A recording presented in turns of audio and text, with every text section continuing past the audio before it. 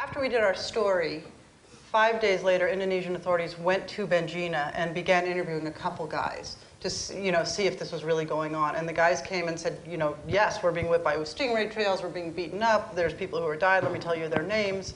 And by the way, we're going to get beat up when we go back to our boat by our captain for talking about this. And they said, no, we're going to rescue you. We're going to take you with us. You're okay. Just go get your belongings. And they went and got their belongings and told the other people on the boat, they're rescuing us. And so more people came down, and we would like to tell our story to you as well.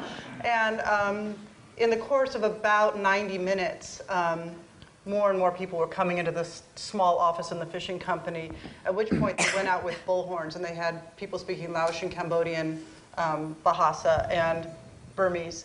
And they went on bullhorns and said, anybody here who wants to come with us, come now.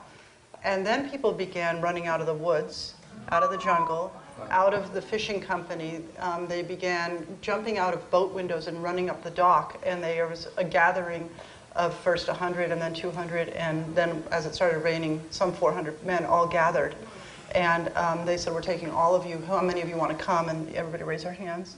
They commandeered the Thai-owned boats and put them on the boats and took them to the island of Tual, 400 men that day. And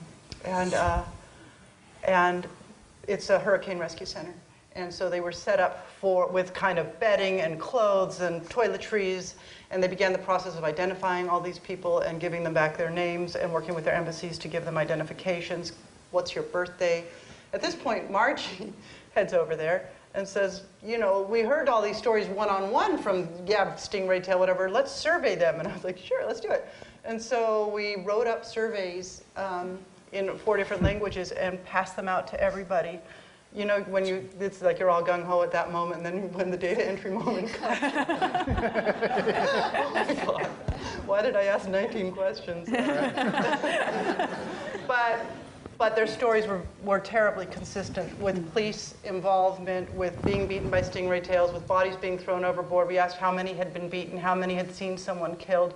What we were going for was evidence. How many of you saw somebody take somebody else? How many, who was your broker? Who was your dealer? Where did you get moved? How did you get taken into this situation?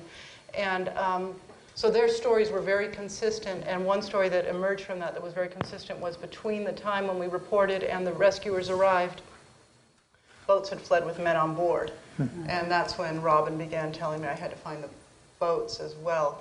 Meanwhile, on Tual, which is a nearby island, more and more slaves who had escaped when the boats had come in began coming down to this evacuation center, and the numbers by July, so we reported in March, the rescues began in April with 400. By July there was 800, and by November some 2,000 men had been rescued. Talk about having an impact. Wow. Seriously.